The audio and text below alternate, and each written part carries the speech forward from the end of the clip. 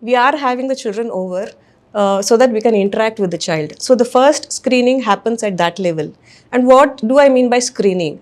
It means early observation, just observing the child. Because it's difficult because the child has now started talking and babbling and things like that. So whether the child is on the track or not is something that the educator can identify. So once that is done, the parent need to be made aware. Every child learns, communicates, and develops at their own pace. Yet, for some children, differences in development may point at the need for additional support and intervention.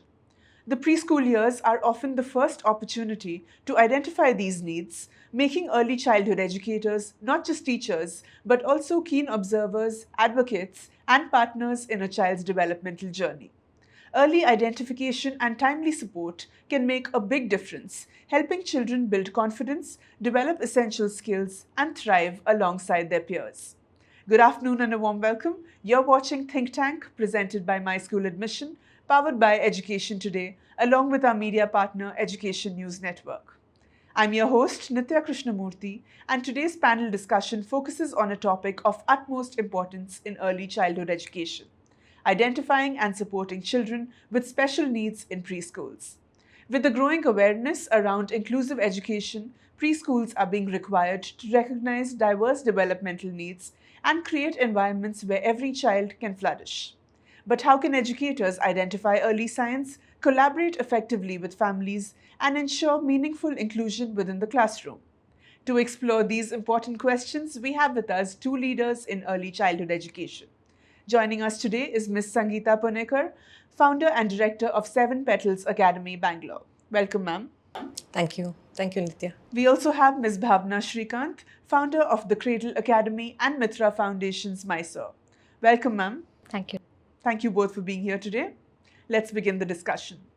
So, Ms. Sangeeta, in your experience, what are some of the early signs that may indicate a child could benefit from additional developmental support? And how can preschool educators identify these signs sensitively and responsibly? Yeah.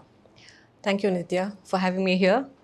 I think we're addressing a very important topic, and I think the identification and prevalence of special needs for children, uh, compared to the earlier years, I would even say 10 to 20 years ago, I think the identification and uh, the prevalence, like I said, that we are seeing a lot more in children these days. So even before we reach the educators level, the screening has to happen much before, in my experience. Like the principal or the counselor who first meets the parent. Usually what happens is, mine is an inclusive preschool. So, in a preschool, how do the parents interact with the preschool counselors or the principal? They do go around schools, they check out which preschool they would want to enroll their child in. So, and they come and talk to the counselors, they pick out the infrastructure or the teacher qualification, they look for certain parameters, right? So, after that is when the child comes into question. So, mostly what happens is we never get to interact with the children. That is what used to happen before. The parent makes a decision and we take the admission. So we used to never interact with the child in question. So off late, what we are doing is we are having the children over so that we can interact with the child. So the first screening happens at that level. And what do I mean by screening? It means early observation, just observing the child. Mostly by experience and also because of a little bit of training by special educators, the principals or the counselors are equipped to just see some basic signs in the children. Is the child able to sit or communicate? Is the child able to talk? Is the child able to communicate in the sense of eye contact? Does the child immediately run out? The child doesn't want to sit with you. And if the child is receptive to what the Receptive. But these are not really telltale signs. It needs a little bit more of observation again. But immediate screening and early observation at first level helps a lot, to investigate further. At least we know what we are prepared for. And from then, after once a child enrolls in the school, that's when we ask the educators to step in. So we have identified some children, and so we wait for a few weeks. The educator is trained, like we have special educators who train the teachers in the beginning of the session. Every year we have a training for them. So there are some tips we give them or some screening tools to help them, identify the child's behavior. Usually, what do we mean by special needs? These are either developmental milestones or behavioral signs, what we need to see in them. So once the child starts coming to school, we need to see how the child is able to separate from the parent, how long the child is taking to settle down. Does the child get angry? Does the child run out? Is the child not able to talk at all? So a few of these signs is what we look for. That's the first level. And then how to deal with it later comes the next step. And many of the times parents may be aware, may not be aware. But we as educators, we need to step in and intervene. And that's when the first 1 to 2 months helps us a lot in identifying the child. So earlier we saw older kids being subjected to entrance examinations and interviews. So this is really interesting that you have a screening process for preschoolers as well. Screening, I wouldn't say like how they conduct interviews, When our children go from UKG to grade 1, they have an interview process and then they have a written test, an oral test. So this is just observation. This is just observation so that we are prepared for it. This was not happening before, but with the prevalence increasing, we also need to be prepared for it. That is why in an inclusive setup, we don't say no to any child. Every child has the right to education and to come to a school. They don't need to be sent to a special needs school or to a clinic. They have the right to come to a normal school, a normal preschool. So it's just observation helps us to prepare ourselves better. So Ms. Bhavna, coming to you, once a concern is identified in the child, what role should preschools play in initiating conversations with parents, especially, as ma'am said, when families may be unaware of or hesitant about the developmental challenges? So Nitya, thank you so much for having me over. As Ms. Sangeeta was rightly mentioning, the first thing important is screening. When we say screening, as she said, it is not just, it's not an exam, it's not an entrance. It's just that you are watching the child over whether you can help the child in the right way or not is what you're going to examine with this. So once that is done, they always say, there is a village which is needed to help a child, raise a child. So like this, we should always have a multidisciplinary team, which will help the educators not only to unveil what is the issue, but also take the parents in the right direction. So as Ms. Sangeeta was mentioning, the parent may be aware or may not be aware on certain circumstances. Preschool becomes a very sensitive place because the child has hit maybe sometimes the child has not even hit the milestone which is necessary to have been For the at age that group, particular yeah. age group. Or maybe there's a slight delay because it's difficult because the child has now started talking and babbling and things like that. So whether the child is on the track or not is something that the educator can identify. So once that is done, the parent need to be made aware of the situation. So the parent need psychoeducation is what we call in technical terms that it is psychoeducation. So there is a lot of myth saying psychoeducation is for children with psychological disorder or something. It's not that. It's just making the parent aware of the needs of the child as such. That's all. So a multidisciplinary team where there is a pediatrician, where there is a special educator, where there is a counselor, or maybe a doctor or nurse and an educator who knows what is necessary for the child to on what parameters the child should be, will be there in the team. They will together take a call on what need to be done for the child. It terms very fancy, but it's just a set of few people who will probably go through what is the report done by the basic educator or the principal, and then talk to the parents very, very sensitively, subtly, that these are the observations made. We are not labeling the child here. This is the observation made during the screening or during the interaction with the child. After this, these are the issues. How would you want to take it over? Do you know about these things, that your child is behaving in a social setup like this? And if you already know about it, have you done something about it? And then we have to break the FOMOs, or we have to break the myths where the parent will think that if at all my child is screened, or if at all my child is sent to a counselor or a special educator, it's something different. So here what is priority is the need for the child to grow, and we are assisting the child to grow. So, in my opinion, a very sensitive team or a very sensible team of multidisciplinary um, cadres who can actually help the child help to screen the child. And how is the response of parents to this usually? It depends. It not all five fingers are the same. So it is the way you put it across also. So you need to really bring it across to the parent that we are not trying to label your child. We are not going to put the child in a separate room. We are not asking you to leave the school. We are just helping the child. If at all, here comes a question of equity. Your child needs a higher stool to see the world across. So give them this to give them the stool. We need to measure what is the height difference. So that is what the screening all about, and it is how sensibly or sensitively you can put it to the parents, and it cannot happen in one day. You can actually bring the parent and help them observe what's happening in the this is something very important. I personally feel that you all have CCTV cameras everywhere installed in the school. So if the parent is in denial, you can always have the parent come over and help the parent observe what's happening in the preschool setup and how the child is responding.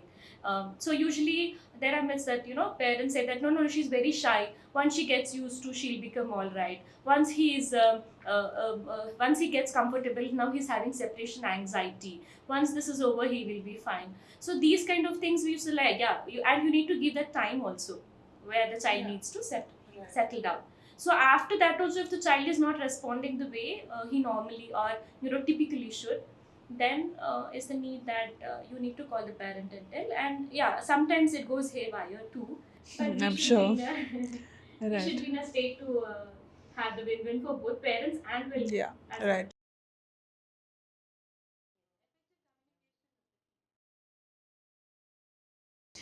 Yes, so we were talking about identification.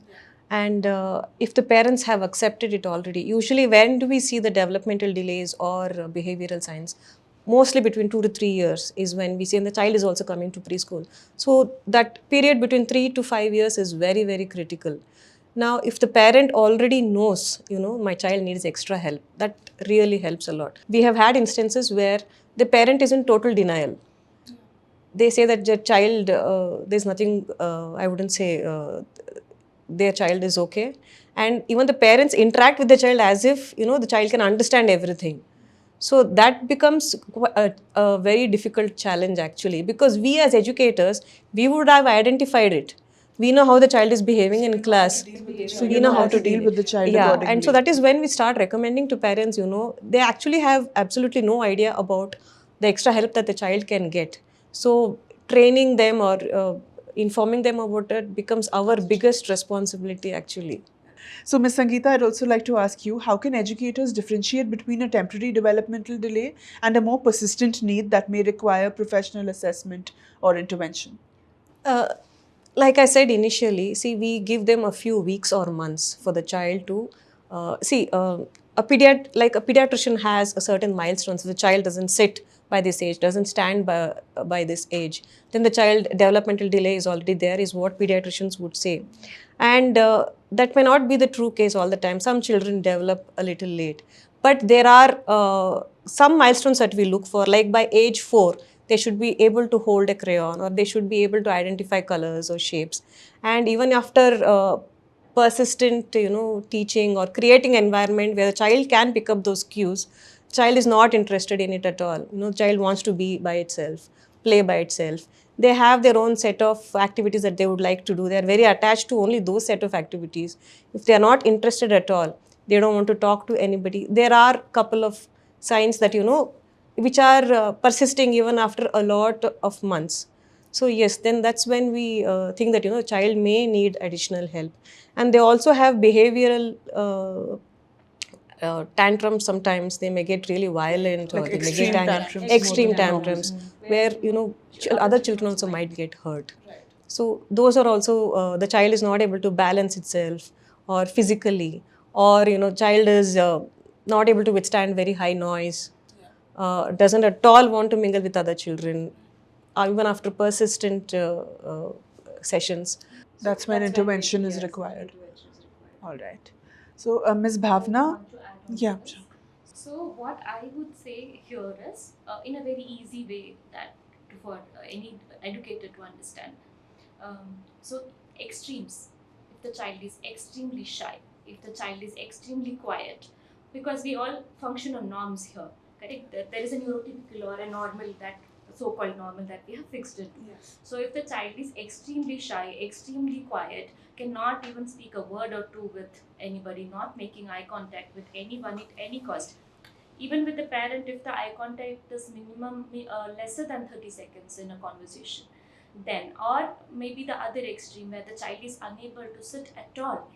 So there are kinesthetically active children, and this age was what Ms. Sangeeta was mentioning, between 3 and 5 is when the child has learned to walk, to run, and to do all the physical activities. So your preschool setup should be a very hands-on setup where there is a lot of movement also happening.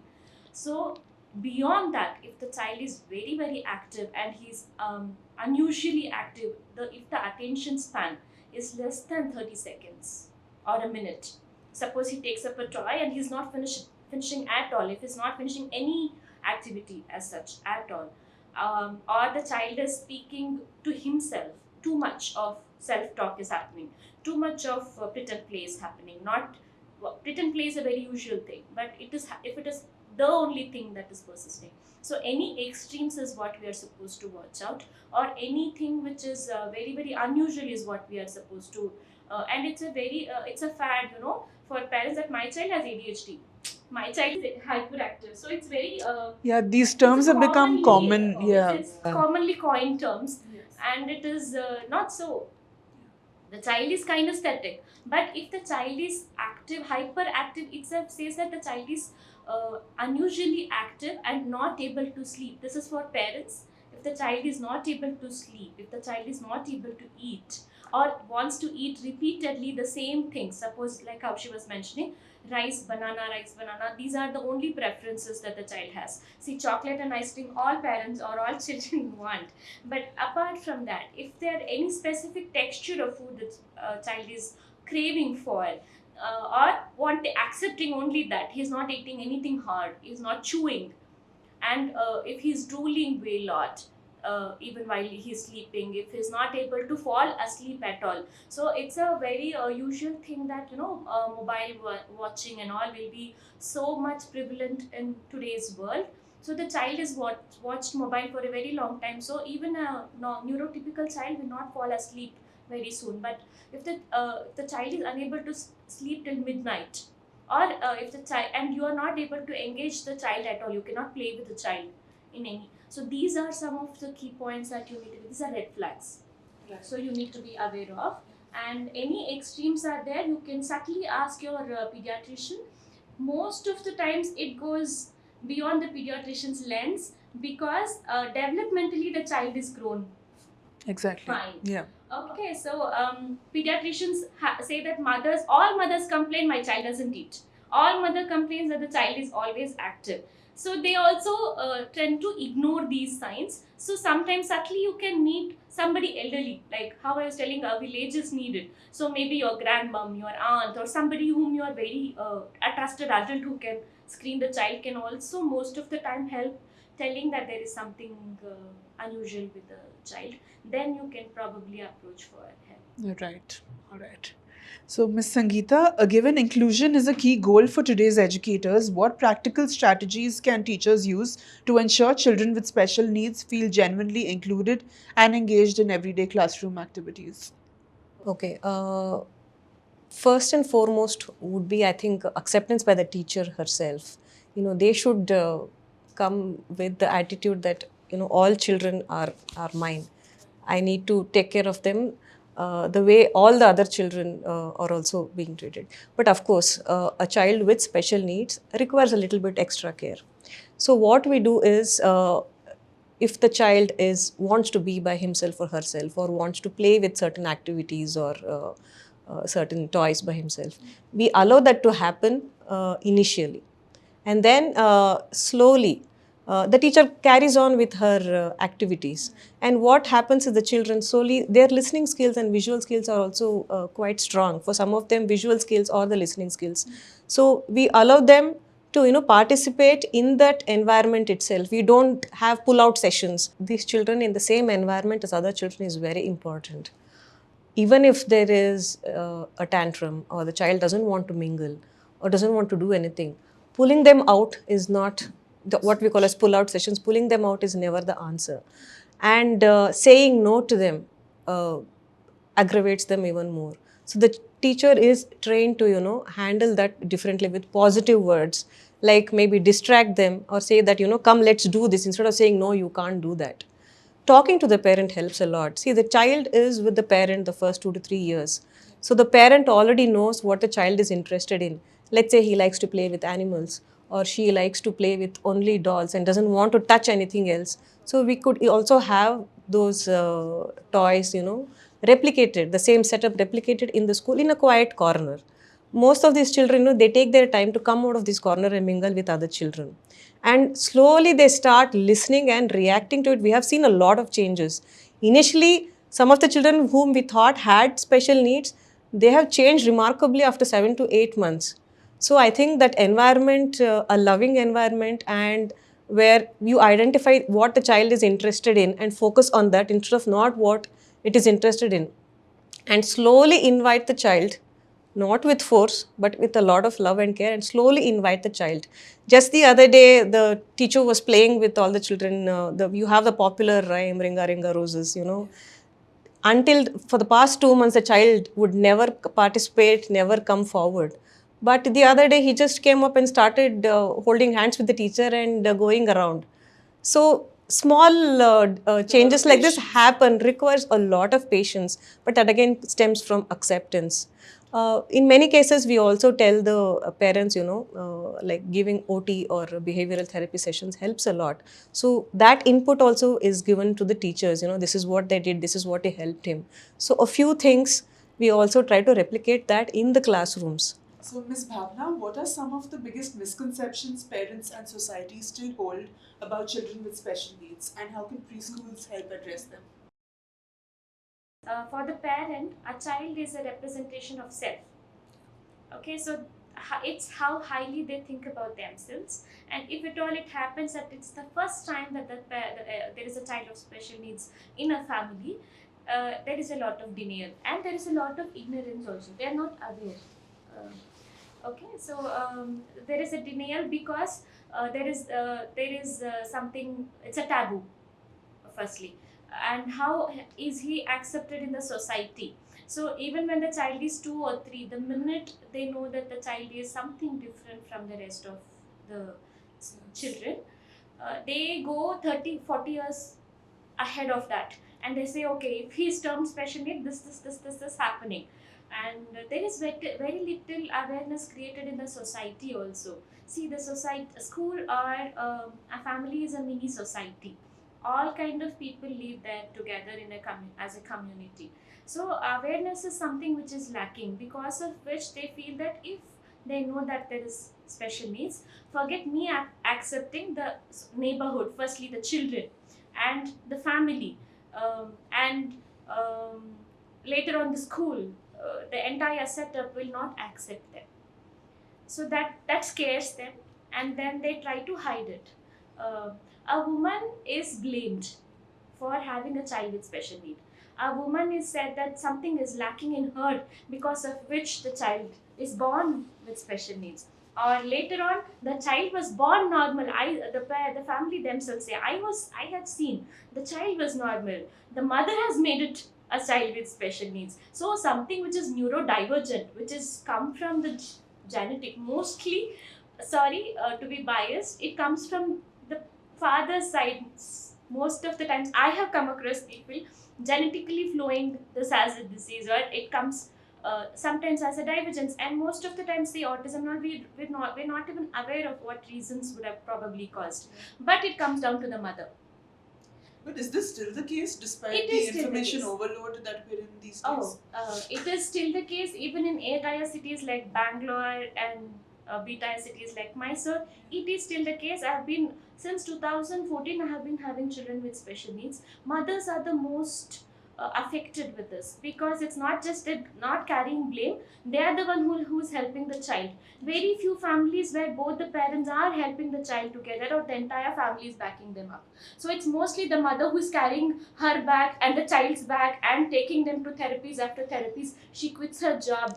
That's She true. has to Yeah. forgo her career needs, and to support, most of the times mothers do night shifts because they have to support the therapy and additional costs that is occurred because of the special needs. So what I personally feel is they hide it because they feel that even if they accept it, even if the parents accept it, the next society, family, or the next immediate society, the neighborhood, everybody around are going to see the child with a different lens. So this creates a kind of a FOMO for the mother or the father also. I'm not biased. Sometimes fathers are also equally involved with the child, and they're bringing up. So they hide it because, and one more reason they hide it is also because they don't know what to do. So once they know that the child is with special needs, what do I do about it? And which therapist to go to? And most of the time therapies are not being a therapist myself, I feel that it's not a successful affair altogether, because one is it's very expensive, and the other one is the parents lack patience. In some cases, at least 3 months are needed for the child to be screened, observed, and to show any little difference. So 3 to 4 months the child needs to be undisturbed in any setup. Sometimes that helps, sometimes that doesn't. So that again, the going back to square one. So they'll try for a month or so and they say it's waste of money and they stop the therapy. So it goes to square one. And once there is no therapy, the child's behavior is increasing in certain cases. Sometimes, as Ms. Sangeeta said, with a good social setup, with a good preschool. Most of the children who are having borderline issues, who can sail it through, who have issues with in respect of social learning or SEL kind of a thing, they sail through because marginally, we see that in the school, but again it will pop up because it's something to do with their development. Correct. So what I see is the main reason for parents not accepting this or not going forward with this is they have a taboo, they have fear, they're ignorant at times, they are not aware, and it all can be to an extent managed with awareness. Awareness is the key, where you're making the parent aware that no, acceptance do happen. So there are so many neuro affirming institutes which should create awareness. Podcasts like you create awareness. So it's a Awareness and acceptance both are extremely with awareness comes acceptance all by itself, because they know so many people are being affected. We are not alone. Right. That is the I and think that schools. itself is consoling. Yes, and schools now, CBSE and state syllabus. Many of the boards, for that matter, have made inclusion as a primary need. Inclusion needs to continue, like not just a preschool level, in a higher school Higher levels level, also, yeah. even in colleges. Moreover, broadly in society, there should be acceptance that should be coming up with awareness that it can be. Ms. Sangeeta, what changes in teacher training, policy, or public awareness do you believe are most essential to strengthening early identification and support for children with special needs in preschools? Okay. In terms of teacher training at a preschool level, what I would say, I think a screening tool would be very helpful. I just recently read about NCERT coming out with this Prashash, the screening tool, which has a very elaborate checklist of what to identify in a child. I think something like that would be really helpful. Special educators, conducting a few sessions at the beginning or at the beginning of the year, so that the teacher is aware what to identify, how to identify, and what can be done to help the child. Of course, talking with parents is the next step. Identification and screening becomes important, and how to handle the children, tips on how to handle the children, and what is the process to be executed. Like when the child starts coming to school, what is the routine that a teacher can initiate, and what are the few activities that she can. They love to do a lot of activities. So, be it sticking or pasting or coloring, some of them are very much interested in the art side of it. So, giving the teacher tools like this, to help these children, to maybe calm them down or to get them interested in the classroom activities, how to better manage their emotions, like not saying no, uh, giving them positive reinforcement. These are some of the things I think we can educate the teachers with. Regarding public awareness, we did talk about myths that the parents have, but what about the parents of the other children? They have their own set of myths. Exactly, that's also very important to address. Yes. The child has an inclusive policy, yes, but what if my child picks up some of the other habits? That's a concern of That's a parents. concern of parents. They have come and spoken to us about it. But yes, we need to tell them society has to accept all kinds of children and we are equipped to handle these kind of children. In fact, these children get help from the other children. They tend to empathize with them more. They tend to call them for group activities. They tend to help them when they are trying to pick up the lunch bag, or even when they are eating, they try to share the food. And it's beneficial for That's both, right? beneficial. It's beneficial. Otherwise, how will the children also learn to accept all kinds of? After all, we are all the same species. We need to. Some quirks will be there in each and every one of us. How do we learn to accept all that? Right. So I think even when we have parent orientation programs, we do talk about this and say that we have an inclusive setup and we need to support children with all kinds of needs. And children should be encouraged to Should be help those encouraged. So this other borderline, children. what we're talking about, it could be with a normal child also. Normalcy is what is defined by us, Exactly. and that is always relative only. Right, absolutely agree with that. So, Ms. Bhavna, would you like to add to that? Yeah. So it's a very interesting question for me because what I see is preschool teacher training is just for the sake in our country. Yes. So every 3 months there are courses doing which you can become a preschool teacher because it's a very easy option for women because it's only 4 hours of work, and 6 months you are a teacher, 3 months of teacher, 3 months of intern, and then you become a teacher yourself. So what I feel is what she said is true, that we have to have a screening tool what government has already released. Along with that screening tool, what I personally feel is any teacher for that matter, maybe preschool or higher level, a certain set of early childhood education, psychology of children is something to be made mandatory, which is there in a B.Ed subject. But it's very, very, as I said, in a 3 months course, what will you learn about psychology of a child? Correct. So we take ages to understand a person. It's sometimes not enough. Correct. So there is something, a basic of psychology or basic of early childhood education, which is important for us to know what is a norm and what is not a norm, because everything that not falls in a norm is where the red flag is supposed to be raised. Correct. So, and uh, uh, a certain set of every teacher should do a small course on inclusion. It's a in Bangalore also we have Spastic Society. We have India has come up with so many other courses. It is a 9 months course again. It's a 12 months course. Even the parent can get themselves trained and educated in those lines. Every school should make at least one teacher or the school principal or the coordinator themselves can get themselves learnt with that course, enroll themselves in those courses. It's a very mandate thing. And one more thing, when it comes to teacher and planning and all those things, I would say is we have to set up low barrier setups.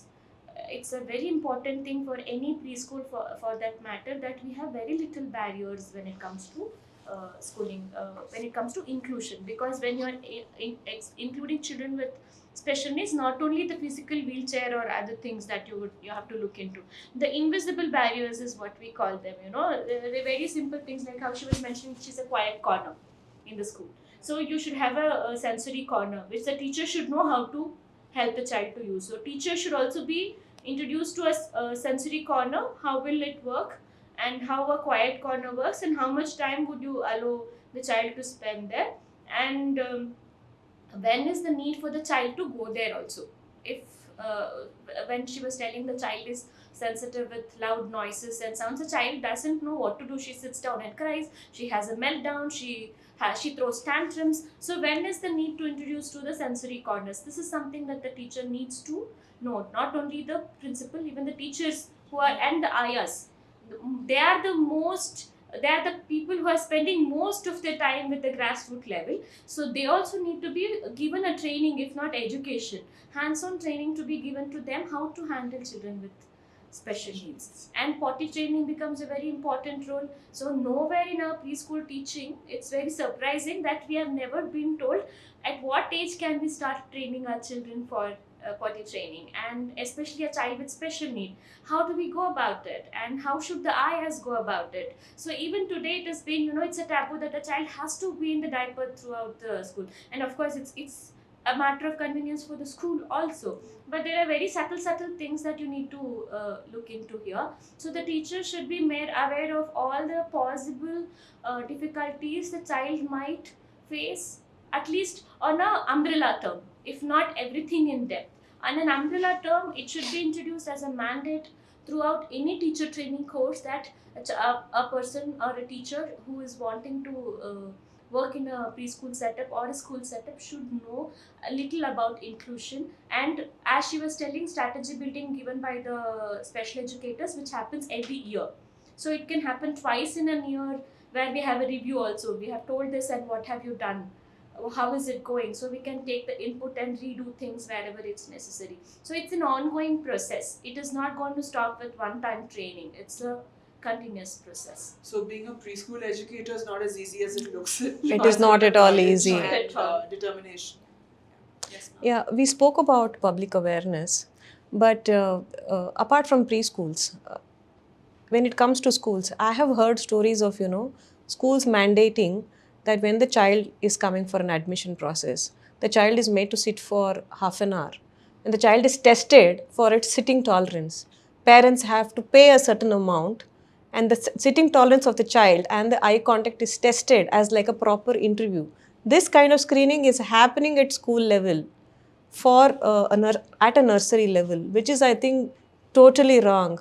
It is total injustice to the child. What are we trying to do here? And there are some schools, preschools, who flatly say, no, we cannot take the child in. Where do these children go? As a preschool, I mean, we are not a clinic which deals directly with special needs. But yes, being an inclusive preschool, at least in the first 2 to 3 years, wherein rigorous writing or reading is not yet introduced, until that level, a preschool should admit these children, and help the child cross that barrier as much as possible. I think early intervention can help these children up to 50 to 70%.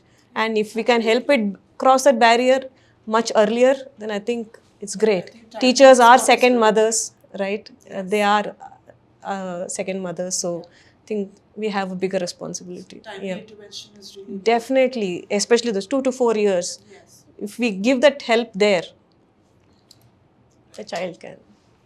Thank you for that. Thank ma'am. you. On that note, we come to the end of today's panel discussion. A big thank you to both of you for sharing your valuable perspectives with us today. Thank you. One of the key takeaways from today's conversation is that identifying and supporting children with special needs is not solely the responsibility of specialists.